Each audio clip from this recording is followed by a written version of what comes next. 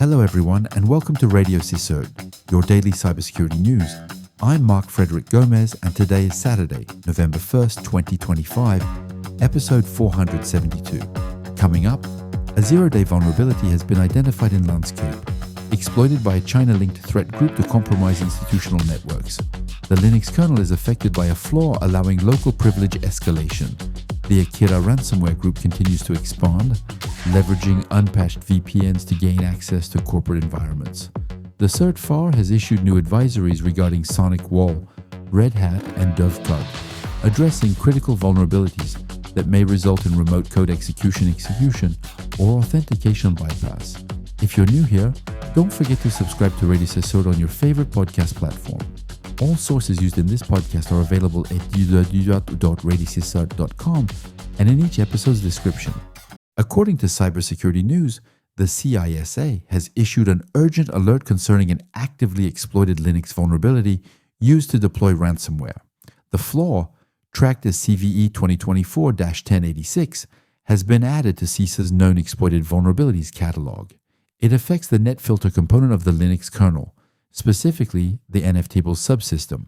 This is a use-after-free vulnerability, allowing an attacker with initial access to escalate privileges to root, granting full control of the compromised system. CISA confirms that ransomware operators have integrated this flaw into their attack chains to gain the privileges needed for encryption and payload deployment. The agency has ordered federal entities to apply the available patches immediately and advises all organizations to treat this vulnerability as a top priority. My recommendation about this: all security teams are urged to audit their Linux systems, identify vulnerable kernel versions, and deploy the corresponding security updates.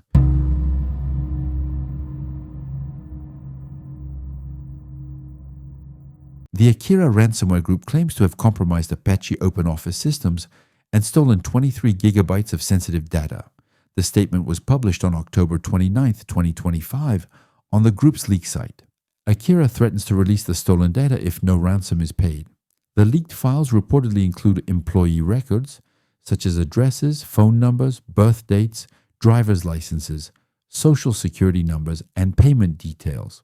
The group also claims to possess internal financial reports, confidential documents, and development data. As of November 1st, the Apache Foundation has neither confirmed nor denied the breach. Akira operates under a double extortion model since March 2023, exfiltrating data before encryption and threatening publication to increase leverage. The group has conducted hundreds of attacks worldwide, extorting tens of millions of dollars. End users of Apache OpenOffice are not directly impacted, as the source code remains public and auditable. However, leaked personal data could enable targeted phishing or fraudulent campaigns. According to BleepingComputer, a Chinese cyber espionage group, tracked as Bronze Butler or TIC, has exploited a zero-day vulnerability in Motec's Lanscope endpoint manager to deploy an updated version of its GOKCPDOOR malware. Researchers at Sophos discovered that exploitation began in mid-2025, prior to patch release.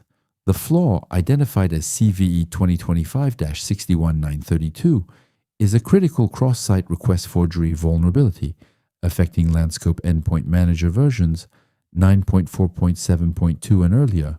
It enables unauthenticated attackers to execute arbitrary code with system privileges via crafted network packets. Motex issued patches on October 20th, 2025, and CISA added CVE 2025-61932 to its catalog last week, requiring federal agencies to patch before November 12th, 2025. Sophos reports that the vulnerability has been exploited for at least 2 months by Bronze Butler to deliver GOKCP-DOOR, which establishes a proxy connection to attacker-controlled infrastructure. The new GOKCP-DOOR variant removes support for the KCP protocol and introduces multiplex command and control communication.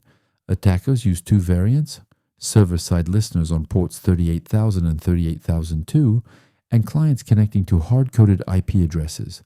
Some intrusions leverage the Havoc framework, with payloads loaded via OAED loader and injected into legitimate executables through DLL sideloading to evade detection. Sophos also observed the use of tools like Gaudi for Active Directory data extraction.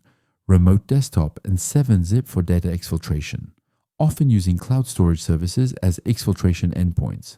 Organizations using Lanscope Endpoint Manager are urged to update immediately. No workaround exists. The CSIRT has published 3 new advisories. The first, CSIRT 2025 AVI 950, details multiple vulnerabilities affecting Red Hat Linux kernels. Red Hat issued 7 security bulletins between October 27th and 29th, addressing flaws that could lead to arbitrary code execution, remote denial of service, or data disclosure. Affected systems include Red Hat Enterprise Linux versions 8 and 9.4 across ARM64, IBM Z systems, Power Little Endian, and x86-64 architectures, including extended support, code-ready, real-time, and NFV editions. The advisory lists 24 CVEs, and administrators are urged to apply available patches.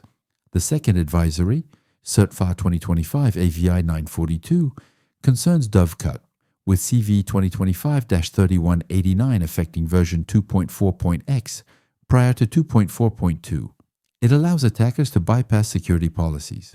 Dovecut released a fix on October 29, 2025, which should be applied immediately.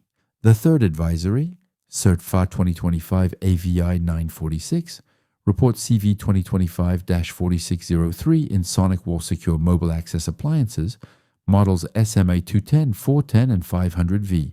Versions prior to 10.2.2.3 are vulnerable, allowing potential data confidentiality breaches. SonicWall published Bulletin SNWLID 2025-0017 on October 30th, 2025, and recommends updating to version 10.2.2.3 or later. Et voila, this episode concludes here. I hope it provides clear and actionable information for your cybersecurity monitoring. Don't hesitate. You can share your feedback by email at RadioCSIRT@gmail.com. We'll be back tomorrow with a new briefing. Until then, and remember, don't think, just patch. See you tomorrow.